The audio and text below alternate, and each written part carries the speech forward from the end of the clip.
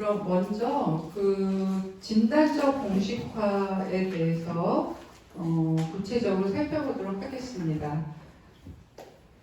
진단적 공식화는 앞에서도 살펴보았듯이 호소 문제, 촉발 요인, 패턴을 찾는 거예요. 그래서 여기에 이제 그 박스 안에 한 여성 내담자의 예가 있는데요. 이것도 한번 다른 선생님이 한번 읽어주실래요? 이경수 선생님 한번 읽어주실래요? 네. 캐리는 35세 여성으로 업무 비서이며 아프리카계 미국 후손이다. 그녀는 유연이고 혼자 살고 있으며 우울한 기분이 3주 동안 지속되어 평가와 상담이 필요하다고 본 회사의 인력 자원부 책임자에 의뢰되었다. 그 외 정상으로는 에너지 저하, 현저한 흥미의 감소, 불면, 집중의 어려움, 그리고 사회적 고립의 증가가 있었다. 그녀가 4일 동안 결근하여 상담 의뢰가 빨라졌다. 게리는 16년 동안 친밀하게 지낸 직장팀, 그중 6년은 비서 업무 비서로 일하던 곳을 떠나 판매부 신입 부사장의 수석 업무 비서 자리로 승진하는 문제를 직속 상사와 의논했다. 그녀는 부모님이 살고 계시고 남동생이 있다고 하였다. 그녀는 부모님이 남동생을 편애하여 망쳤다고 했고 자신은 부모님에게 비난받았으며 또래 친구와 남동생에게 놀림을 당했다고 했다. 부모님 및 남동생과는 몇 년 동안 거의 연락하지 않았으며 장기간의 만남이나 결혼관계는 없었고 지역 전문대학을 졸업한 이후 줄곧 같은 회사에 근무하고 있다고 했다. 그녀는 다른 사람들을 신뢰하는 데 어려움이 있으며 그녀가 믿는 진짜 친구는 단 한 명뿐이라고 했다. 그 사람은 결코 판단적이지 않고 매우 지지적인 회사 여자 선배였다. 그녀는 개인 상담이나 가족 상담을 거부하였고 이번이 정신건강 전문가 외의 첫 면담이었다. 네, 저희가 이제 오늘 요 게리의 사례를 가지고 이제 사례 개념화를 한번 작성을 해보는 건데요. 일단은 이제 진단적 공식화에서 우리가 해야 되는 게 호소 요인, 촉발 요인, 부정적 패턴 요 세 가지란 말이에요. 근데 그 세 가지 그 요소들의 관계를 살펴보면 어떤 촉발 요인에 의해서 이 내담자의 패턴이 활성화되고 그로 인해서 이제 호소 문제가 이제 나오는 그렇게 볼 수 있죠. 그러니까 하지만 우리가 내담자를 만나면 처음에 이제 제일 듣게 되고 관찰할 수 있는 거는 이제 호소 문제니까 호소 문제를 먼저 쓰게 되고 그럼 그게 왜 촉발이 되었나 그런 이제 상황에서 촉발 요인을 쓰게 되지만 결국 제일 중요한 거는 부적응적인 패턴을 알아내는 것인데요. 요 게리 그래서 이제 호소 문제는 호소하는 문제 그리고 촉발 요인에 대한 특징적인 자극인데 앞에서 우리가 살펴본 게리라는 여성에게 있어서 호소 문제는 뭐죠? 네? 에너지가 현저한 흥미감소, 집중력 어려움, 이런 사회적 고립 증가. 네, 맞아요. 그러니까 뭐 여기 보면은 여러 가지 증상을 이제 얘기하고 있죠. 네.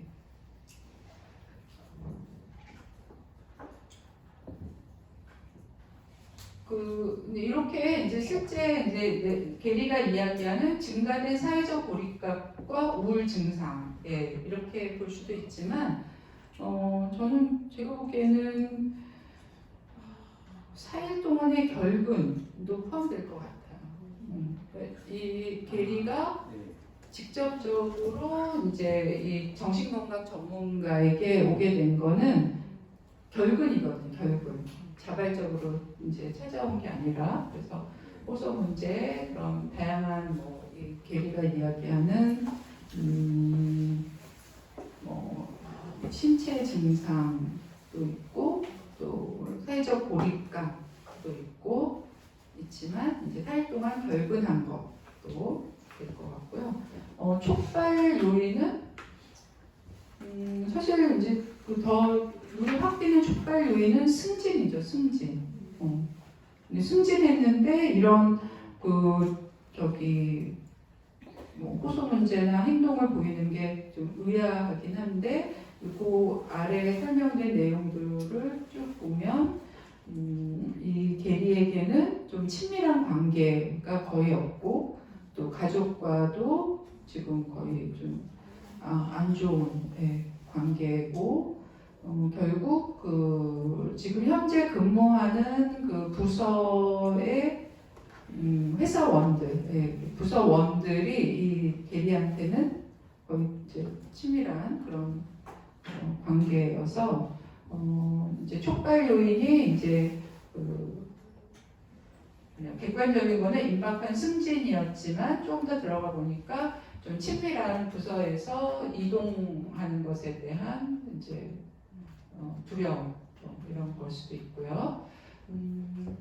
그래서 이제 요것들 이제 이런 촉발 요인에 이제 계리가 보인 그런 증상이나 호소 문제를 봤을 때 부정적인 패턴은 안전하지 않다고 지각될 때 철회한다. 이렇게 도망가는 거, 그러니까 결근하는 것 같은 그런 회피 행동, 철회 행동이 패턴인데 실제 내담자에게는 이렇게 간단하게 찾아지지 않나요? 그리고 이제 진단을 내린다면 우울증이나 회피성 성격 장애 이런 진단을 내릴 수가 있어요. 그래서 사실 이 앞에 보면은 이제 임상적 진단에서도 그렇지만 이 전체 사례 개념화를 하는 데 있어서 이 패턴이 굉장히 중요해요. 이 패턴을 이해하는 게 그리고 특히 이 통합적 사례 개념화에서는 통합적 사례 개념화는 결국 이 패턴을 이해하는 게 핵심이거든요. 그래서 그게 더 중요한데. 그래서 통합적 사례 개념화 모형을 하려면 두 가지 기본 전제가 중요한데 일단 성격 발달과 정신병리, 심리치료에 대한 이해가 중요하다. 그 다음에 두 번째가 패턴에 대한 패턴을 전체 사례 개념화 과정에서 이제 어떻게 이해하는 게 중요하다는 거.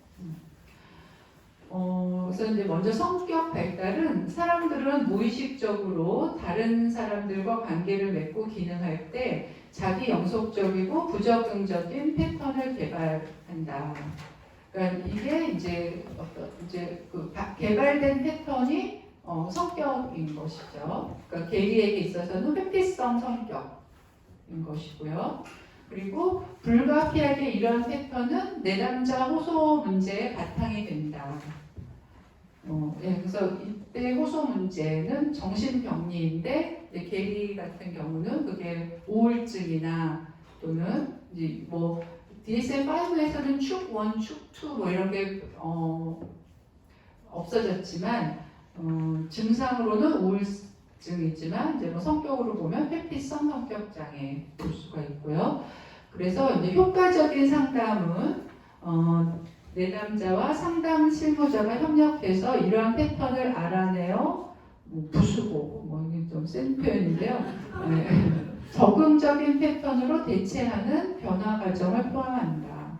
그래서 이 변화 과정에서 최소한 두 개의 성과가 나타나는데 그것은 안정감의 증가, 그 다음에 내담자 호소 문제의 해결, 그게 이제 심리치료예요. 안정감의 증가야 이제 부정적인 정서가 사라진다든지 또는 이제 긍정적인 정서가 올라가는 것이고요. 내담자 호소 문제의 해결은 그러니까 어떤 그 철수하는, 네, 더 이상 회피하지 않고 이제 직면하는 이제 그런 행동 변화 같은 것들을 이야기하겠죠. 그래서 이제 이런 패턴의 변화가 사례 개념화 과정의 핵심인데, 일단 이제 패턴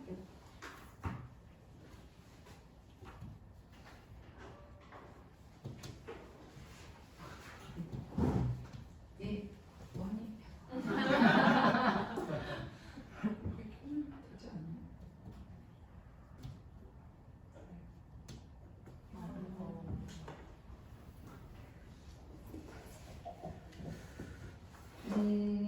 네, 그래서 이제 일단 패턴은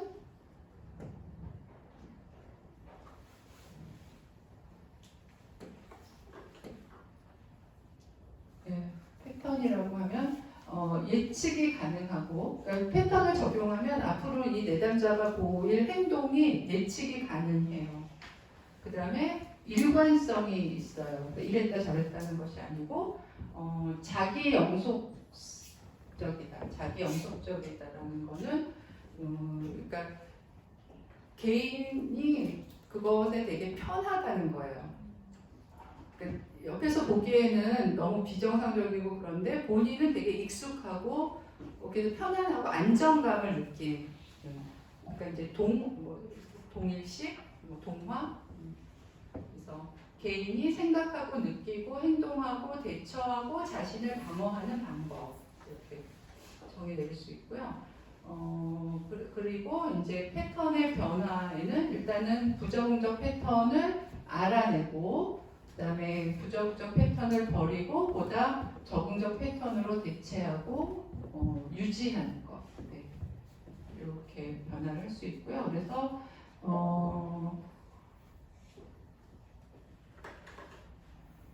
패턴을 알아내는 것은 진단적 공식화. 네, 이 내담자의 패턴이 어떤 건지를 밝혀내는 건 진단적 공식화고, 또 그 부정적 패턴이 어떻게 만들어지고 유지되었는지에 대한 설명은 임상적 공식화 영역이고, 보다 적응적인 패턴으로 대체하려는 계획이 상담 계획 공식화. 그러니까 이 패턴은 이제 내용은 진단적 공식화에 있긴 하지만 전체 그 사례 개념화에 다 적용이 되는 거죠. 그러니까 이제 통합적 사례 개념화는 패턴을 확인하고 또 설명하고 변화하는 것이다라고 해도 과언이 아니에요. 네. 그다음에 이제 우리가 여기 진단적 공식화에 대해서 더 이제 질문 있으세요? 여기까지 갔는데.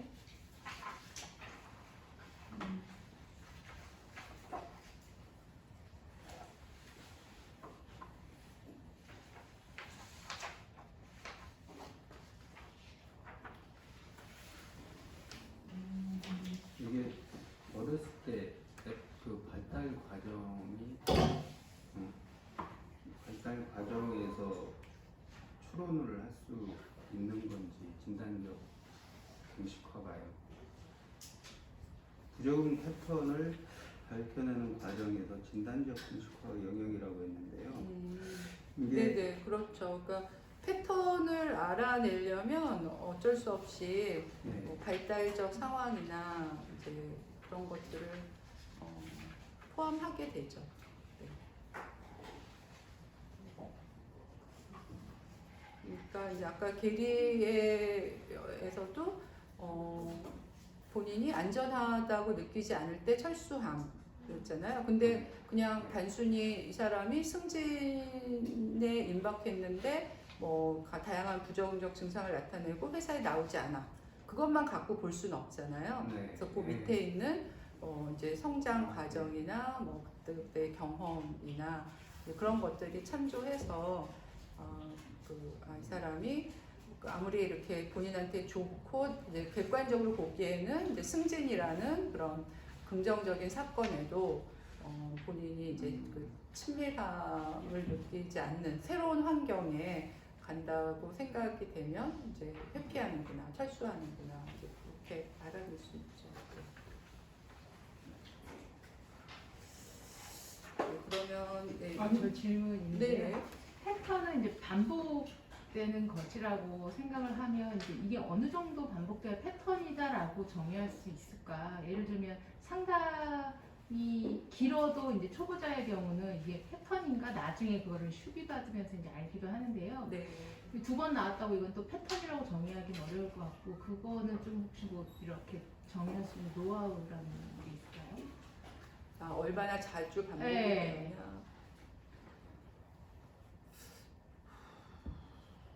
뭐 얼마나 자주도 이제 그 판단 요인이 되지만 중요한 일, 이 사람한테 되게 중요하고 이게 의미가 있다고 여겨지는 행동에서 반복되느냐를 갖고 판단할 수도 있죠. 그래서 그게 어려운 것 같아요. 그러니까 이제 한두 가지 상황을 보고 패턴을 알아내는 게 어려우니까 그래서 이제 좀 그래도 한 지속되는 면담을 통해서 이제 뭐 예전의 경험도 들어보고 이제 다른 사례도 들어보고 이제 그걸 통해서 이렇게 좀 다각도 검사 결과나 또 상담자가 이 내담자에게서 받는 인상이나 그렇죠? 또 이분이 타인에 대해서 그러니까 좀 그래도 이제 조금 뭐라 그러나요? 제일 좀 이렇게 사람에서 제일 크게 차이가 나는 게 그거 로커스 오브 컨트롤. 자신의 문제가 일어난 원인을 어디에 두는지. 자기 탓을 하나, 남 탓을 하나. 근데 그거는 이제 몇 가지 얘기만 들어봐도 이제 좀 쉽게 파악이 될 수 있는. 근데 이제 되게 뭐 듬성한 패턴이죠. 세밀하고 촘촘하지 않은 막연한. 다른 분은 그리고 저는 그 촉발 요인하고 유발 요인이 좀 항상 이렇게 뭐 사례계만점을 작성하다 보면 헷갈리는데 촉발 요인은 호소 문제를 일으키는 어떤 사건 이렇게 이해하면 네네네. 그리고 아까 유발 요인은 과거 그렇죠. 촉발 요인은 이제 시간상으로도 근접하고 명백하게 이것 때문에 지금 이 내담자가 이제 호소하는 일이 유발돼 이제 일어났다. 그러니까 촉발 요인은 일종의 트리거죠. 원인이 아니라 그냥 이 내담자의 패턴이 활성화되는 계기를 제공한 것이죠. 그러면 이제 상담센터에 오게 된 결정적 계기 이게 촉발 요인 같은 그렇죠. 뜻이네요. 네네네. 그러니까 이제 지금 호소하는 것이 구체적으로 뭐 때문에. 네. 그러니까 아마 가장 최근에 있었던 일이 제일 가까울 거예요. 가장 최근에 있었던 일. 네.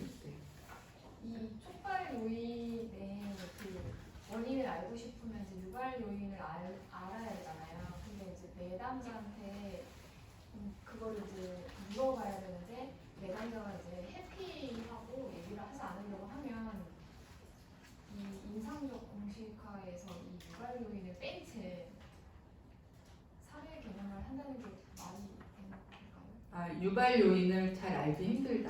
네, 그러니까 그 부분에 대해서 얘기를 하려 하지 않으시면 알 수가 없잖아요. 어떻게? 유발 요인은 내담자 모르죠. 아, 네. 상담자가 그냥 제가 그냥 추측해서 추론해서. 아니죠. 그게 아니고, 그러니까 이제 지금 현 상태에서 여러분들이 내담자의 유발 요인을 제일 빨리 파악할 수 있는 거는 심리 검사 결과예요. 하고 추가된다면 발달 과정인데 이제 아마 이수림 선생님이 얘기하는 거는 그러니까 좀 이렇게 성장 배경이나 뭐 이런 거에 대해서 조금 상담자 입장에서 되게 궁금한데 얘기를 하지 않는다 이제 그런 것일 수도 있는데 그거는 뭐 내담자 얘기해 줄 때까지 기다려야 되는 것이고 또 네. 그러니까 이제 가장 객관적으로 빨리 알 수 그리고 웬만한 그 발달사 같은 거는 문장 완성 검사를 통해서 알 수도 있잖아요. 그러니까 뭐 TCI 검사 같은 걸 통해서 이번에 기질. 네. 그러니까 유발 요인에 제일 적합하는 것들이 기질과 네, 그 발달 과정이거든요.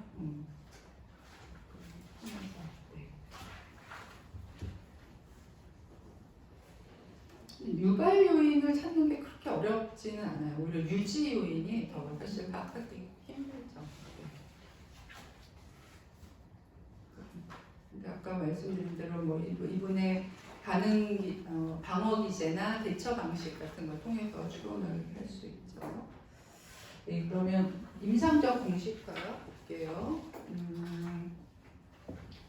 임상적 공식화는 내담자의 패턴과 호소 문제에 대한 설명을 제공하는. 네, 그래서 임상적 공식화의 핵심은 설명, 그렇죠? 뭐 원인, 또는 뭐 이유.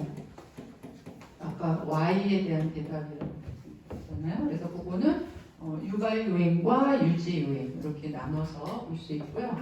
그래서 유발 요인은 원인적 요인, 소인 요인이라고도 하는데 내담자의 패턴을 설명할 수 있는 모든 가능한 요건이다.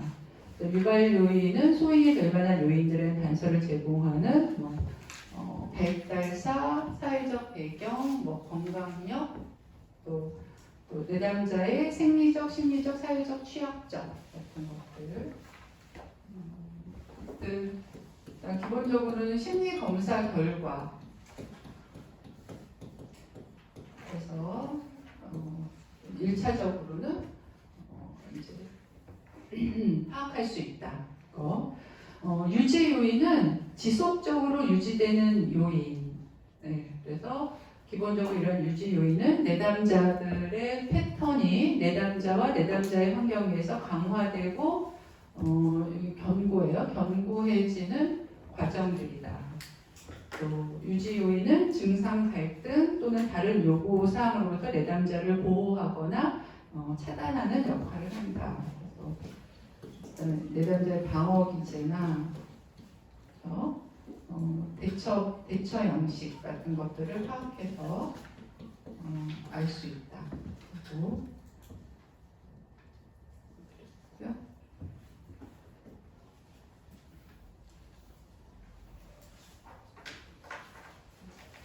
그래서 이제 우리가 앞에서 살펴봤던 촉발 요인, 부적응적 패턴, 호소 문제의 관계에서 유발 요인과 유지 요인은 어쨌든 이 패턴을 설명하는 두 가지 요인이 되고요. 그래서 임상적 공식화의 요소인 유발, 유지 요인은 적응적, 부적응적 기능을 촉진하는 조금 이런데 원인이 되는 요인들, 유지 요인은 패턴이 계속 변화하지 않고 지속되게 만드는 요인들. 그래서 이제 앞에서 우리가 예에서 나왔던 게리의 사례를 임상적 공식화 한번 해보면요. 생리심리사회적 또는 인지행동적 단기 역동 이렇게 다른 이론적 접근으로 이제 할 수 있어요. 여기서는 임상적 공식화에서는 생리심리 사회적 접근으로 임상적 공식화를 해보면 유발 요인은 우울증에 대한 가족력이나 또는 수주금, 회피적, 비주장적 태도, 사회적 요인으로는 현재는 비난 거절 또는 그 외에 위험해질 수 있는 상황을 회피하는 것. 과거에는 요구가 많고 비난적이며 정서적으로 도움이 되지 않는 부모, 또래의 괴롭힘과 비난 경험. 그러니까 일단은 이제 게리 같은 경우 우리가 심리 검사를 해보진 않았지만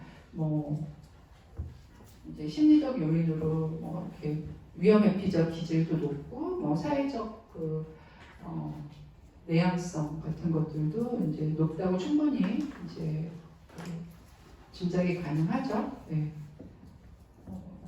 생리적 요인은 뭐 유전적 요인 같은 거 말하는 거고요. 이거는 이제 약간 발달력 같은 것들. 근데 이제 인지행동적 접근에서 바라보면 이제 유발 요인으로 부적응적 인지나 행동을 둘 수 있어요. 그러니까 이건 뭐 인지적 왜곡이나 뭐 비합리적 신념 같은 거겠죠. 그래서 자신을 무능하고 거절을 두려워하는 사람으로 이제 보는 것, 또 세상을 거절하고 비판적으로 생각하면서 안전한 관계를 원하는 그런 인지, 또 이 게리가 갖고 있는 다양한 뭐 인지적 왜곡이나 뭐 역기능적 사고 같은 것들을 탐색해서 여기에다가 넣을 수도 있겠죠. 또 부적응적 스키마, 요거는 사실 이제 핵심 신념에 가까운 건데 이제 백이 얘기한 핵심 신념, 사랑받지 못한다 또는 뭐 나는 무능하다. 그 차원보다는 이제 영의 스키마 세라피에 근거해서 결함과 사회적 불이익이다. 이렇게 진단을 내릴 수도 있죠. 근데 이제 인지행동 치료이기 때문에 인지만 있지 않고 부적응적인 행동도 있을 수 있죠. 그래서 행동이라는 거는 이제 학습을 얘기하는 거니까 어릴 적의 괴롭힘, 뭐 비난, 거절, 뭐 그 외에 해를 당한 경험 이런 것도 있을 수 있고요. 또 이게 더 핵심이겠죠. 안전하지 않다고 지각되는 상황에서 수줍음과 회피 행동을 보이며 타인과 관계를 맺기보다는 사회적 불이익을 선호한다. 그래서 사실 여기서 이 부분은 유발 요인도 되지만 사실 유지 요인에 더 가깝죠. 지금도 현재 회피 행동을 하고 있으니까. 네. 그러니까 내가 그러니까 이제 승진해서 모르는 사람이나 모르는 부서에 가서 하느니 아예 회사를 안 나오겠다. 이런 걸 선택하는 정도 있잖아요. 그다음에 단기 역동적 접근으로 한번 임상적인 공식화를 해보면 자신의 행동을 측면에서는 이제 우울해하고 승진을 걱정한다. 또 자기를 대하는 타인의 행동은 뭐 부모, 남동생, 친구들이 아이 그녀를 비난한 예전에 또 지지적인 친한 친구가 있는 것. 또 타인의 반응에 대한 예측은 뭐 타인이 비난하고 요구가 많을 것으로 기대한다. 또 뭐 새로운 상사가 비난할 것으로 기대한다. 또 자신을 대하는 자기 행동은 자신이 매우 부적절하고 자기 비난적이라고 믿는다. 그래서 상호작용적인 역전이는 상담 실무자는 그녀에게 끌리면서도 동시에 멀리 밀쳐내는 느낌을 받는다.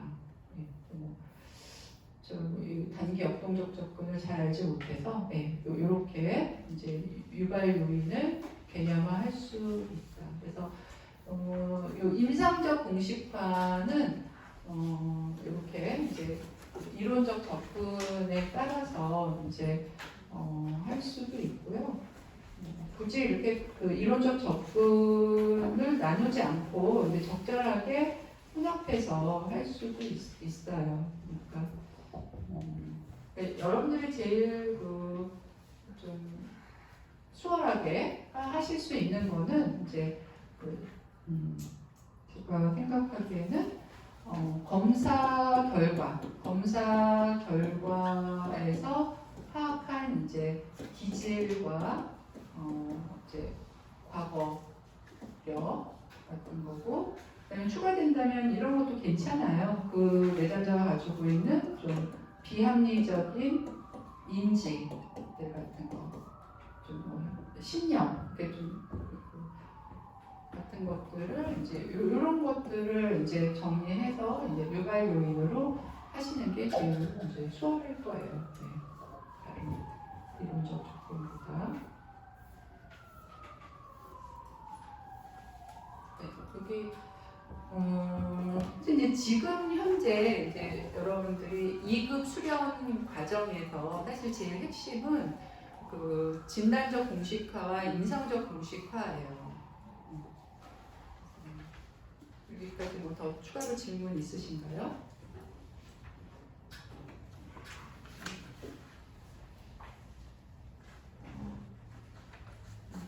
그러니까 실제 사례를 가지고 많이 연습을 해보셔야 돼요. 네. 내담자, 여러분들이 만나는 내담자를 대하면 이렇게 교과서에 있는 것처럼 깔끔하게 정리가 잘 안 되죠. 아까 사례에서 좀 궁금한데요. 네. 대리의 경우에 4일 동안 결근을 하여 상담 의료가 빨라졌다. 이게 촉발이 될 수 있는지 이게 결근한 게 촉발 요인이라고요? 결근한 게 이게 어려움으로 인해서 네. 자기가 결근을 행동으로 나왔는데 네.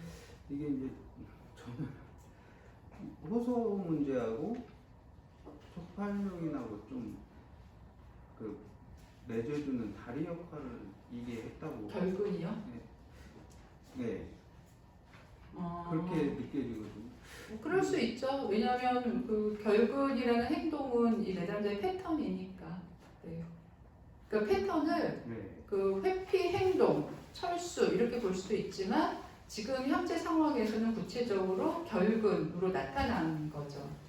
그러니까 그거를 뭐 이제 선생님 혼동하시는 것도 이해가 가는데 제가 아까 얘기한 것처럼 증상, 호소 문제로 볼 수도 있고 또 패턴이 활성화돼서 나타나는 행동으로 볼 수도 있고 근데 패턴은 그렇게 구체적인 행동이라기보다는 그 행동을 낳은 기저의 어떤 공식이니까 좀 더 구체적인 행동보다는 추상적인 말이 되겠죠. 네.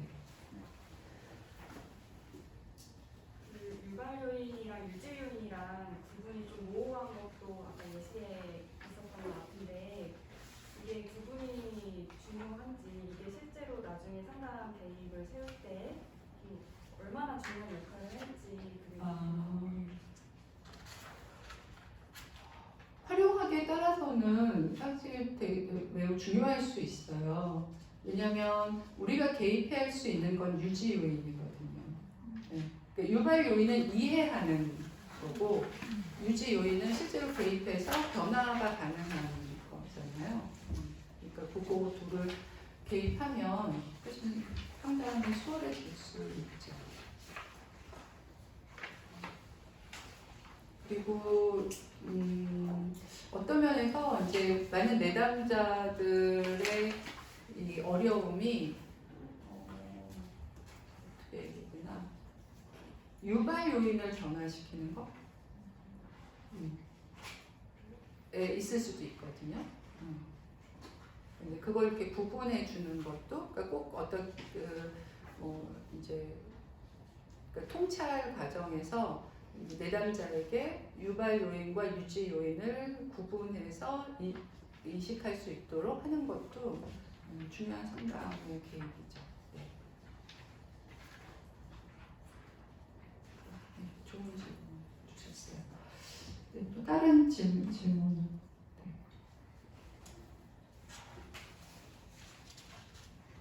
뭐 괜찮으시면 뭐 여러분 진행하고 있는 내담자에서 뭐 어떻게 적용해야 되나 뭐 이렇게 자세하게 얘기 안 하셔서 뭐 하실 수 있으면 그런 질문도 괜찮고요.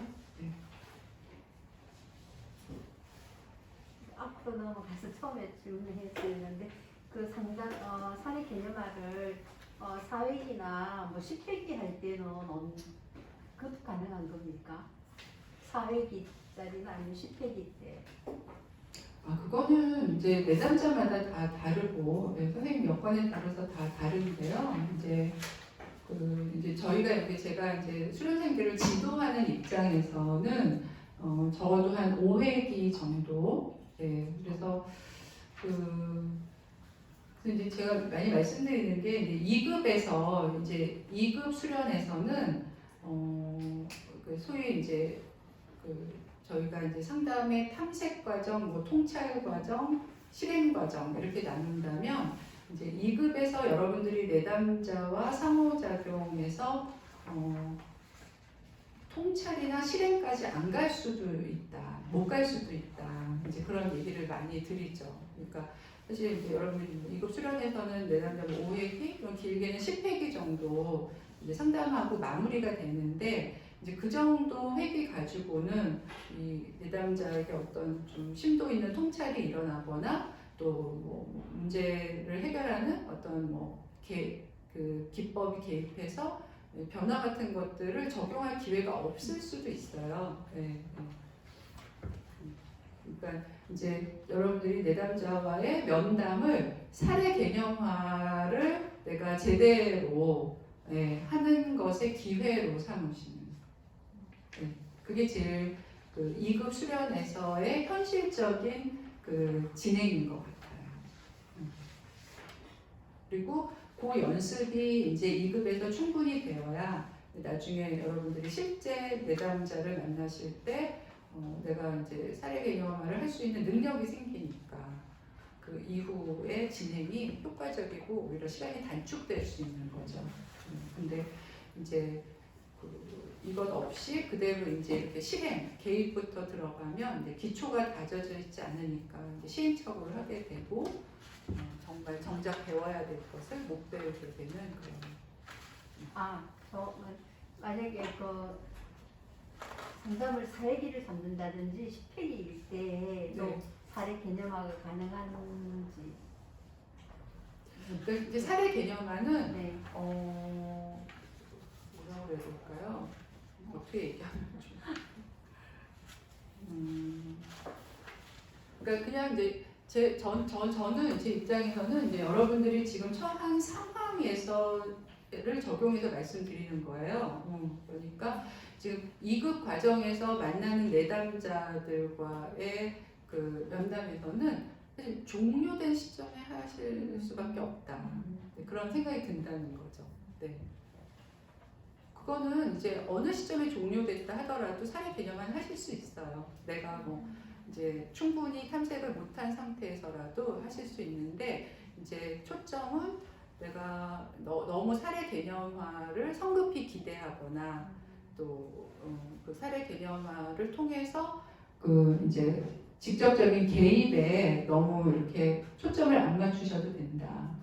그러니까 이제 충분히 탐색하고 그리고 어쨌든 내가 그 내담자와 만날 수 있는 그 회기를 통해서 사례 개념화를 할 수 있는 그런 훈련을 한다면 상담 2급 수련에서는 충분하다. 네, 그 얘기를 말씀드리는 거죠.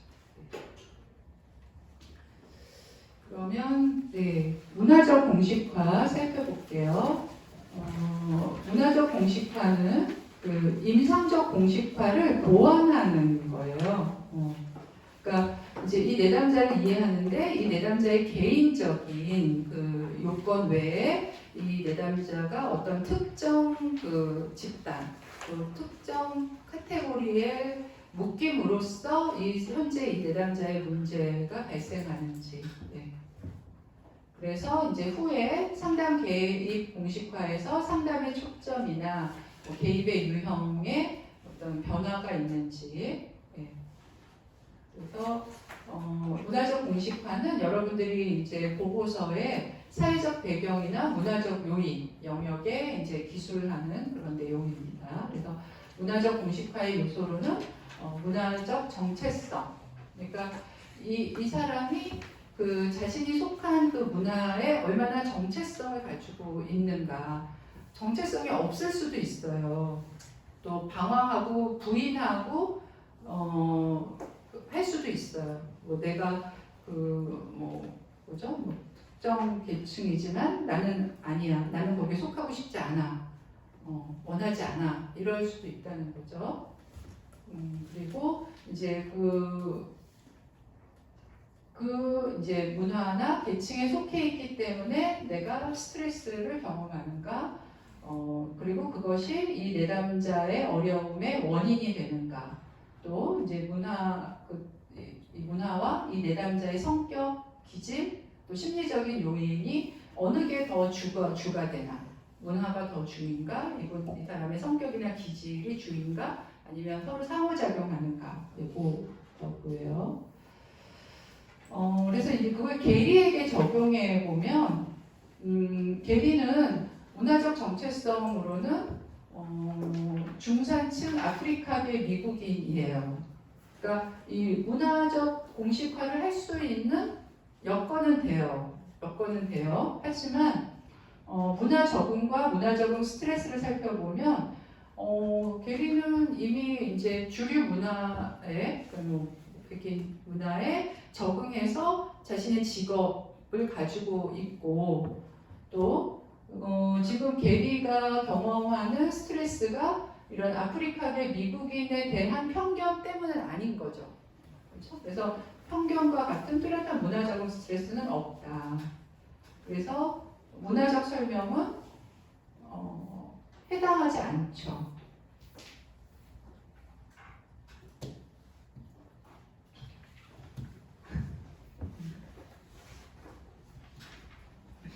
조금 가운데로 오셔가지고 치매가 되셨는데 조금 더 오른쪽 그랬잖아요. 그걸 하늘을 써.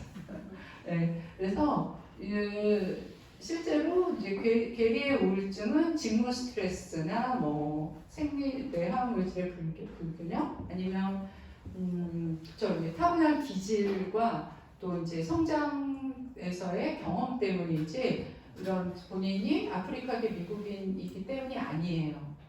그다음에 문화대 성격에서는 성격 역동 때문이지 이제 문화가 작용하진 않았다. 네.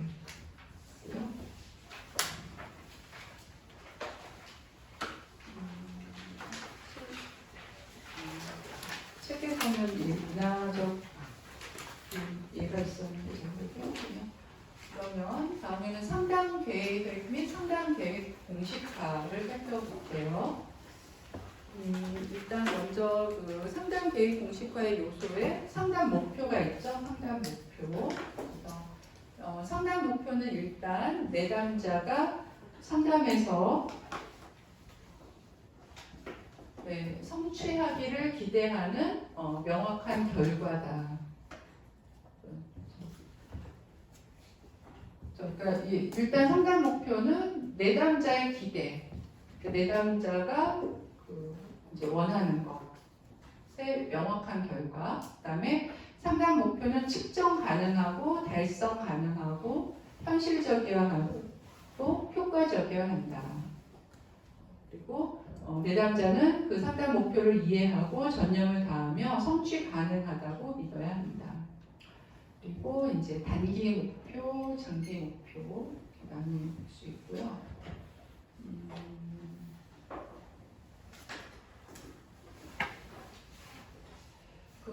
그리고 이제 또 제가 이제 슈퍼비전 하다 보면 수련생분들이 이 목표를 되게 중요하게 여기시더라고요. 네, 이제 목표를 어떻게 잡아야 되나, 또 목표를 어떻게 기술해야 되나, 이제 그거 되게 이제 중요하게 여기시는데, 사실 목표가 그렇게 쉽게 정해지거나 파악할 수 있는 게 아니더라고요. 일단 이제 내담자도 본인이 뭘 원하는지, 뭐가 정말 문제고 내가 기대하는 게 뭔지가 혼동스러운 점이 많고, 그건 이제 상담자도 마찬가지죠. 그리고 아까 물어보셨듯이 상담자가 이렇게 뭐 어느 정도 이렇게 세운 목표가 있어도 그걸 내담자한테 직접 얘기하기 어려운 경우도 많잖아요. 좀 지시나 직면 같이 될 수 있기 때문에 뭐 조언처럼 될 수도 있잖아요. 그리고 또 상담자의 기대일 수도 있거든요. 그래서 그거를 이렇게 구분하는 게 이제 쉽지가 않아요. 그래서 내가 이제 상담 목표를 지금 정확하고 명확하게 잘 잡지 못한다는 것에 스트레스를 안 받으셨으면 좋겠어요. 일단은 이제 초기에는 상담자 내담자 입장에서는 내담자에 대한 이해, 내가 더 내담자를 이해하고 파악하고 알아가는 것이고, 내담자 측면에서는 뭐 굉장히 이렇게 좀 부정적인 감정, 굉장히 이렇게 극심한 이 감정의 어려움이 있다면 일단 그 감정의 완화 같은 거, 네. 그리고 지속적으로 상담에 오는 것, 네. 그러면 어쨌든 좋아지거든요. 상담에 오면 100% 좋아져요. 안 좋아질 수가 없어요. 그러니까 내담자 입장에서는 내가 매주 또는 뭐 이제 정기적으로 지속적으로가 제일 정확하겠네. 지속적으로 상담에 오는 거. 네.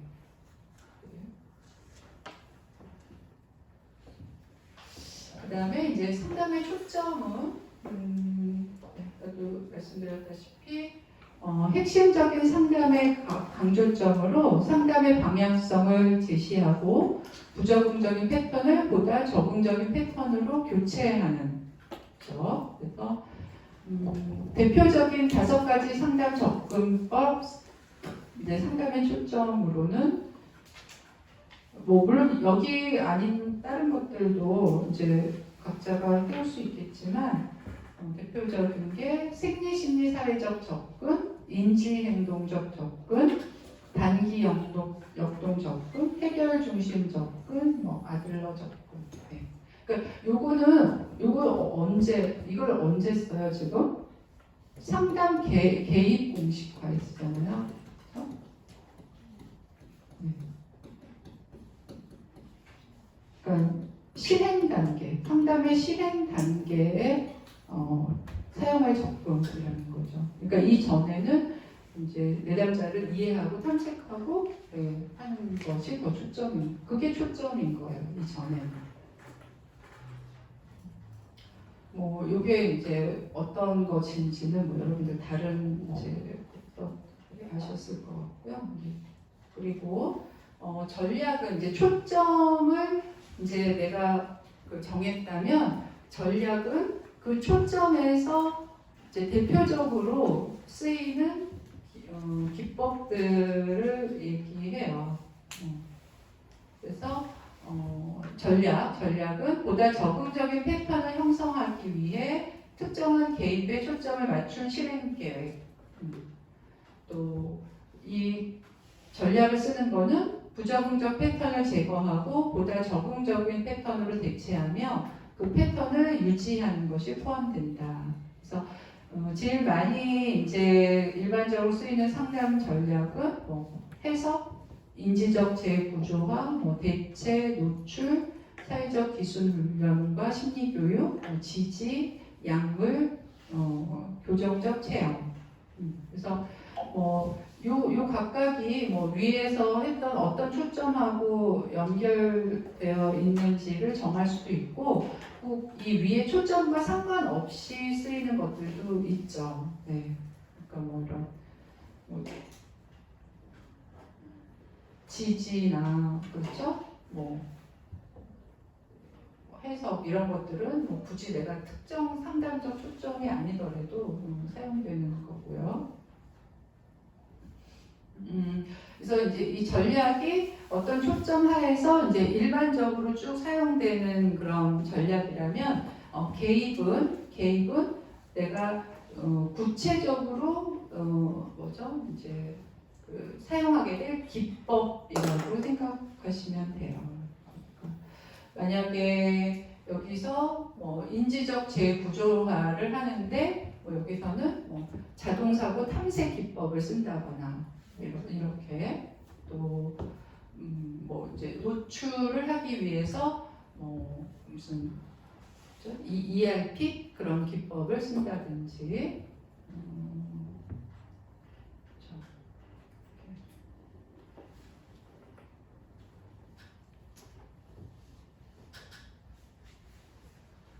이제 그 바라기는 이제 요 초점이나 초점 전략 그 개입을 너무 막 무슨 숙제처럼 하지 않으셔도 될 것 같아요. 일단 그 대략 이 초점과 전략, 개입이 의미하는 바, 구분하는 바를 이제 알고 계시면 되고요.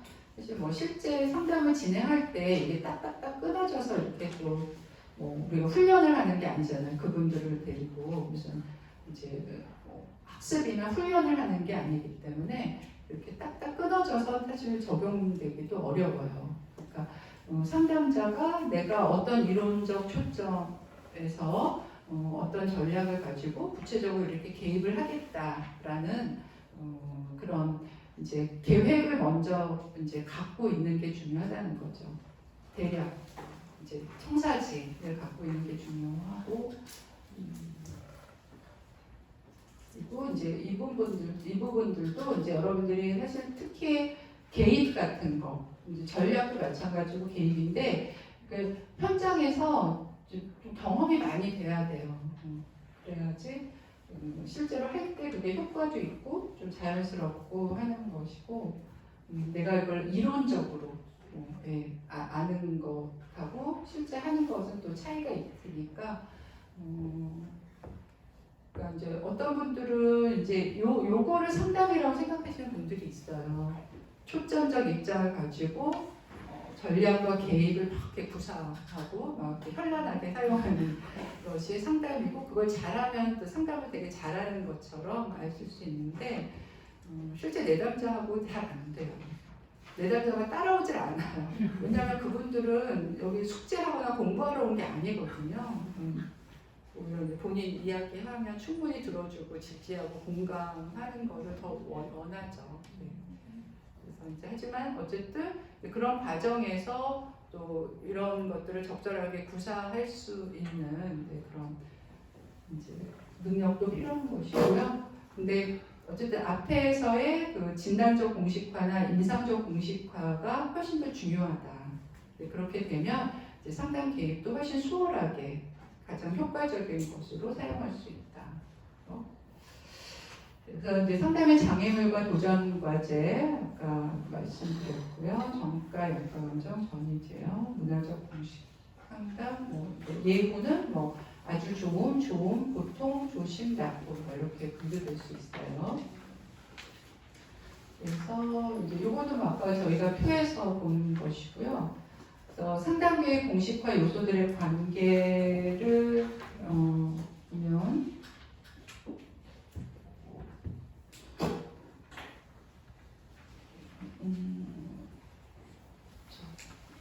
그러니까 일단 이제 중요한 게 이제 패턴에 근거해서 상담 목표를 세우는 게 제일 중요하죠. 그리고 그거에 맞춰서 이제 전략을 하다 보면 그 초점이 원래 정했던 초점에 맞춰져서 이제 가게 됩니다. 그리고 이제 요것과 이제 병행해서 장애물이나 예후 같은 것들이 함께 가게 돼요. 그리고 이때는 이제 상담 개입도 있지만 또 문화적 개입도 필요하다면 적용이 돼야 되고요. 그다음에 이제 적응적 패턴 변화 그리고 변화의 순서를 보면 0, 1, 2, 3 이렇게 있을 수 있는데요. 0은 그 이제 이때 어떤 변화를 시도하려고 하면 오히려 부정적인 영향을 줄 수가 있고요. 첫 번째는 변화보다는 증상 감소, 또는 안정성 같은 것들이 더 요구되는 단계고, 두 번째는 이제 패턴을 인식하는 것, 수정할 수 있도록. 그러니까 이제 이때는 이제 상담자하고의 관계에서 패턴을 다루는 것이고요. 세 번째는 내담자가 스스로 자기 패턴을 인지해서 뭐 이제 수정하는 그런 단계인 거죠. 세 번째는 자기 자신의 상담자가 되는 관계. 네.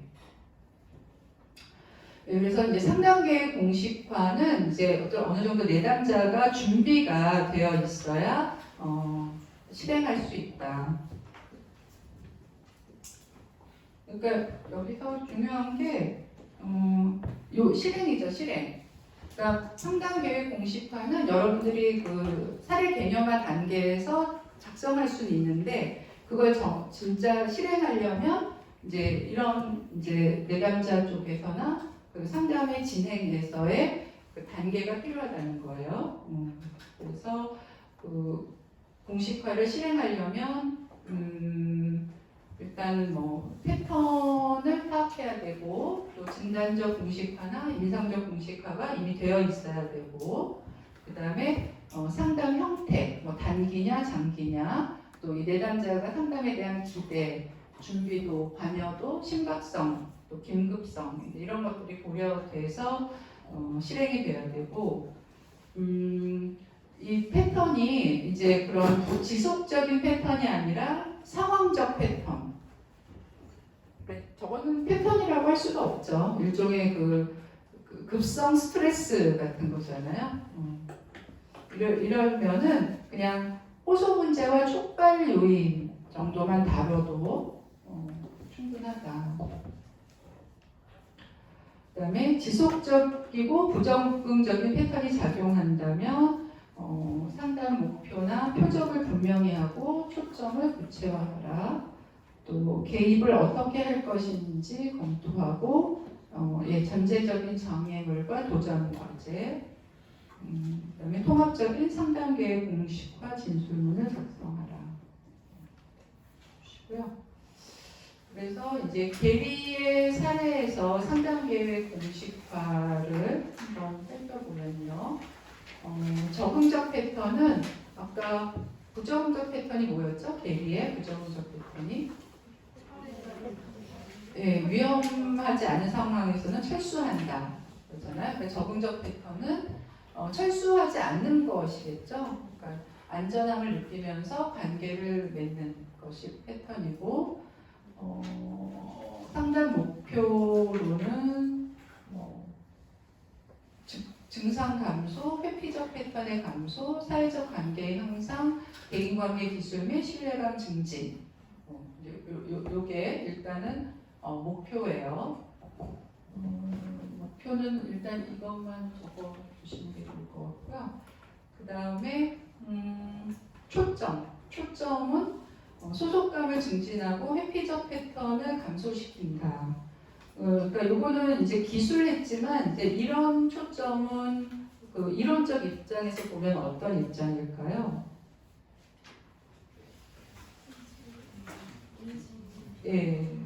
인지행동적 접근, 특히 이제 행동적 접근이 더 우세한 것 같아요. 인지행동적 접근 맞고요.